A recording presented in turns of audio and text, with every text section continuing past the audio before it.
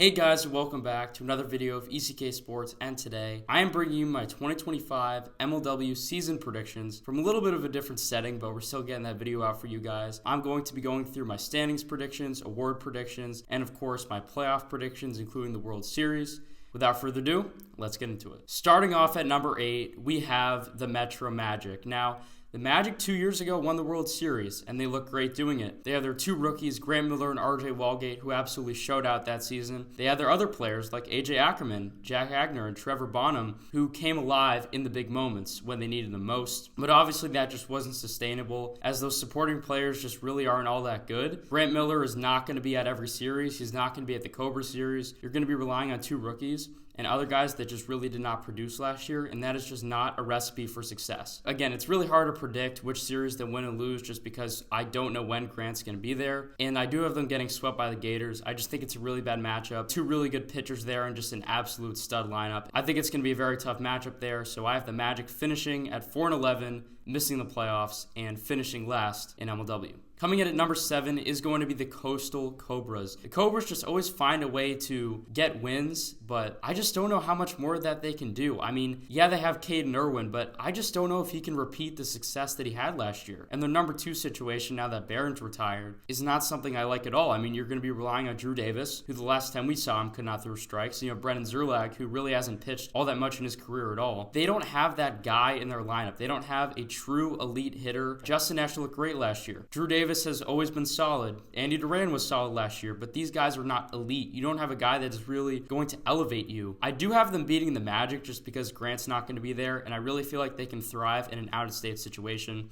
And the other teams that they're losing to are kind of just better than them, so I have them finishing at 4-11, which is 7th in MLW. Now, coming in at number 6, we have the start of a three-way tiebreaker. This will be the first team in the playoffs, and that is going to be the Pacific Predators. I have them beating the Magic, as I just think they're a more talented team. I think they'll beat the Wildcats just because they kind of just always have. The Mallards, I don't know how great of a matchup that is. We saw the last time these teams faced off out of state, the Mallards won that series. Preds just really have not played well out of state. I'm going to take them to beat the Eagles and lose to the Dbacks. The Dbacks series is probably just going to be a throwaway series just because both teams will have already clinched by that point. And I have them beating the Eagles because you see a lot of the time that in World Series rematches, the team that lost the World Series usually ends up winning that. And I have the Preds finishing 6th in MLW. Finishing in 5th place, also at 8-7, is going to be the Downtown Diamondbacks. Now, the Diamondbacks are a little bit of a strange team. I have them finishing out this season very well. I have them finishing out 6-3, but I do have them starting out 2-4. You have Norp, who's obviously that dynamic two-way player, but to be honest, his hitting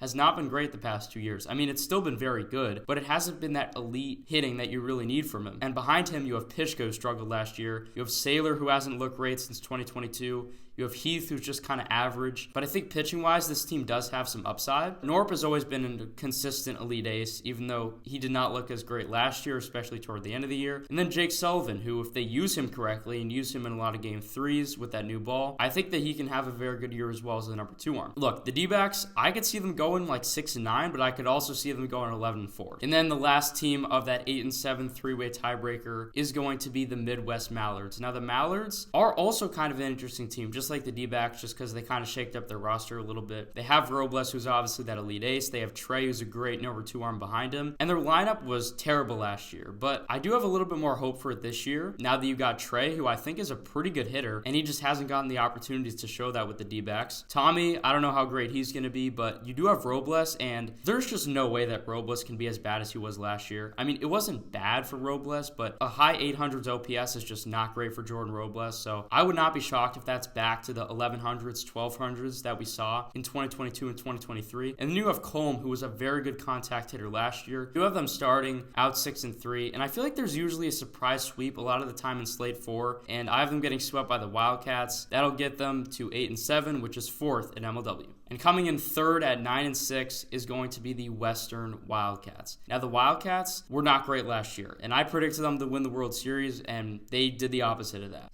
But this year, I really do feel a lot more confident in their chances. I do have them beating the Cobras just because of, their whole situation. And then losing the Preds, like I already talked about, the Preds have really just had their number. Eagles, I think that's going to be a close series because I really feel like both teams match up very well against each other. But I do think Dallas is a little bit better than Pat, which is why I'll give that one to the Eagles. And like I said, there's always that surprise sweep, so I I really think they can pull that out against the Mallards. And then the Gators, again, going to be a very close series. I just think the Gators pitching is a little bit better than theirs, so I'm going to take them. You have Ty, who I'm very high on. You have Sean, who's a great prospect. And you have Kyle, who's been very consistent. He'll have a 900 to 1,000 OPS. And then for pitching, you have Patrick Ballman, who I'm very high on. I think he can put himself in that Dallas Cratch Robles tier this year. Coming in at second place, also at 9-6, and after a disappointing 2024 where they missed the playoffs, is going to be the Great Lakes Gators. And their schedule really isn't all that hard at all. Kind of similar to the Mallards, where they play both the Magic and the Cobras, so that's 5 wins right there. The Eagles series, the Dbacks series can both be close, but I just feel like the Dbacks really come alive in the second half. And then the Eagles, I just think, are a little bit better than them. And then, of course, that Wildcats series will be close as well. But I really feel like this is going to be a very fun team to watch this year. I think Jeremy is absolutely going to explode on both sides of the ball. And I think Bien will probably settle into the number 2 arm role, and I think he'll be pretty good at it. This offense is I'm very high on it. You have Bien, who, while he's a pretty streaky hitter, he's still a good hitter. You have Chadwick, Cheatham, both solid hitters. Chadwick had a very good season last year. And then you have Staggs, the rookie, who I'm also very high on. I really feel like this team has a chance to be elite, just like the Cats. Now, coming in at first place is going to be the Eastern Eagles. This team is just the best in MLW, and they've honestly got better this offseason. This top 3 hitting-wise is just elite. You have Dan, who was great last year. You have Landon, who's fantastic. And you have Dallas, who's a very good contact hitter. And I'm very high on Track as the 4th hitter. So I think that's the best offense in MLW right there. And then pitching, you have Dallas, who I think is the best pitcher in MLW. And right behind him, you have Track and Dan, who that's kind of their one concern is I don't really know what's going to happen with that number 2 spot. That's where a lot of their losses are going to come from. Okay, and now for the playoffs, starting with the 3-6 matchup, we have the Western Wildcats versus the Pacific Predators. Now this one is a really tough one, but I feel like I do trust the Wildcats offense more in the playoffs than I do the Predators. Kyle has really started to get onto Cratch. I think he can get onto him even more in this series, so I'm going to take the Wildcats there. And now at the 4-5 spot, you have the Mallards and the Dbacks. And at first, this was very tough for me, but then it honestly wasn't. And I'm going to take the Mallards because I just feel like their pitching is better. Like, I trust Robles more than I do Norp on the mound, and I think their lineup is better as well. So I'm going to take the Mallards. It's going to be a very close series. The Mallards have not won a playoff series since 2019, and if you take out the Seahawks, and if you take out Dbacks having 2 fielders, they have not won a playoff series since their 2017 World Series win. And then the 1v3 matchup, the Wildcats versus the Eagles. I had these teams matching up already in the regular season, and I had the Eagles coming out on top. But this time, I'm going to change it. I'm going to have the Wildcats winning here. And it's for the simple reason that I just don't see a team going to the World Series 3 times in a row. I mean, you're going to a stadium, a football stadium, and I just feel like this year the Wildcats can really pull it out. I think this is going to be a very even series, going to go 3 games right down to the wire, but the Wildcats are just going to be able to squeak it out, and they will take that series and go to whatever stadium they're playing in. Another 2-4 matchup, the Gators versus the Mallards. Now, last year I had Wildcats Mallards as my prediction, so I'm going to change that up this year, and I'm going to have the Gators going to the World Series. I just think their offense is much better than the Mallards. And I really do feel like Jeremy can go toe-to-toe with Robles on the mound. And I know that might be a little bit of a hot take, but I'm very high on Jeremy and Pat this year on the mound. I think both of those guys are really going to put themselves in that elite category, while I think you may see someone like Norp fall out of it a little bit. I'm going to have the Gators winning that series to face the Wildcats in a 2020 World Series rematch. Now, I picked the Wildcats to win the series last year, and I'm going to go in 5 games with the Western Wildcats. I feel like it's been too long since they've won their last one. A very historic franchise, and I think they're going to come back. I'm very high on them. They have Sean, who's a great hitter. I think Ty is really going to take that step up this year. I think he could win most improved. Like I said, I think Pat can win most improved on the mound and possibly with his hitting as well. Their secondary pitching, a little bit of a question, but I think Sean could figure it out. So I'm very high on this Wildcats team. I think it might be the most complete roster in MLW. Again, I said the exact same thing last year. Now that it's Ty's second year, now that you have Sean coming in, who's really already a finished product, I think this team is just really, really going to be elite. And I'm going to have them beating the Gators here, who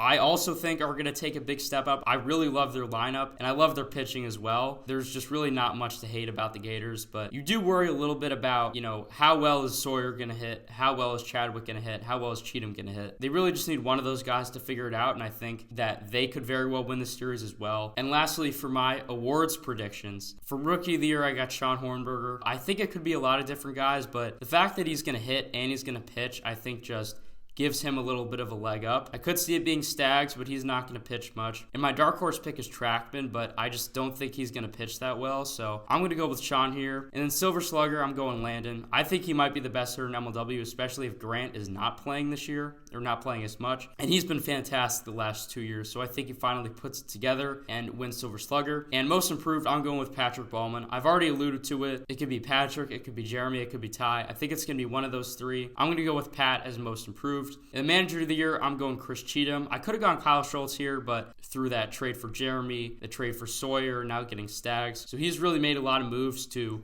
build what I have being a championship level team. And then Cy Young, I've already talked about it. I think Dallas is the best pitcher in MLW. I think this year he really shows that. And then MVP, I was thinking about picking Robles. I really wanted to go bold here, and I'm going to go with Jeremy Adams. I really just feel like he can put it together and have an insane season on both sides of the ball. His pitching last year with his arsenal, his accuracy, his movement was just fantastic. And his hitting, while it wasn't too elite last year, I really feel like this year he can just take that big step up there. It might age terribly, and I could have just gone with one of the obvious three, but I'm going to go with Jeremy here. That will conclude this video. Thank you guys for watching, and if you did enjoy, make sure to hit that like button and subscribe, and I'll see you guys in the next one. Peace out.